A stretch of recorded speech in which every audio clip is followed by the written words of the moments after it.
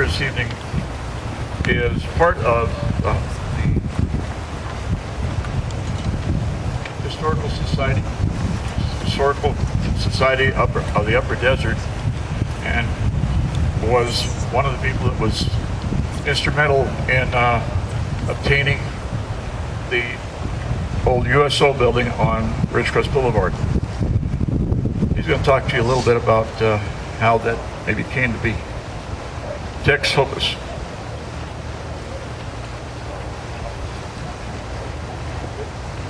Yes, I'm Tex Hoppus with the Historical Society of the Upper Mojave Desert.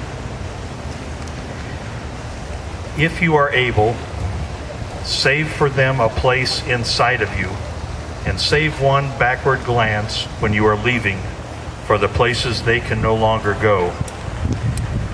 Be not ashamed to say you love them, though you may or may not have always.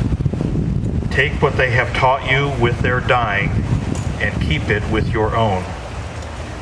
And in that time, when men decide and feel safe to call the war insane, take one moment to embrace those gentle heroes you left behind. This was written by Major Michael O'Donnell. He was an Army helicopter pilot, and he wrote this poem in January of 1970. 2 months later, he died in one of the battles. And his name is on the wall. It's on panel West 12, line 40. You'll see him over there. The wall, which is part of the Vietnam Veterans Memorial, a part of it, holds over 58,000 names of the fallen. But the memorial itself goes beyond honoring the fallen. It honors all service members of the armed forces who fought in the Vietnam War. It honors service members who died in service in Vietnam and Southeast Asia, and all those service members who are unaccounted for, MIA, during the war. And as Commander Matt Conliff, the XO of NAS China Lake, and the Honorable Mick Gleason, Supervisor of Kern County's 1st District, said much more eloquently in the arrival ceremony a few days ago for this moving wall, the Vietnam conflict was very controversial throughout our nation. One of the saddest of tragedies associated with the war was the mistake that many people made by confusing the warrior with the war. And in so doing, our nation did not properly honor those who returned from that faraway battlefield to their home. But our country and this community has learned from that profound mistake, and now works hard to make it clear how much we honor the service and sacrifice of our veterans.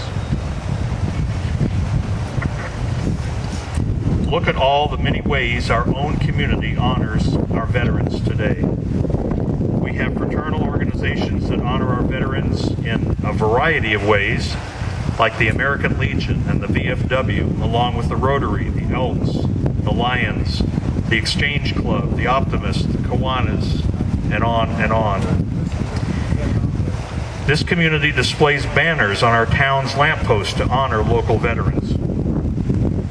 We have an annual March of 1,000 Flags to honor the fallen.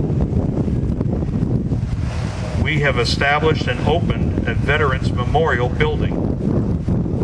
The Historical Society of the Upper Mojave Desert led its creation, but it was the generosity of local citizens and businesses that made it happen. And now we have a 114-year-old one-room schoolhouse that is our memorial building for local veterans.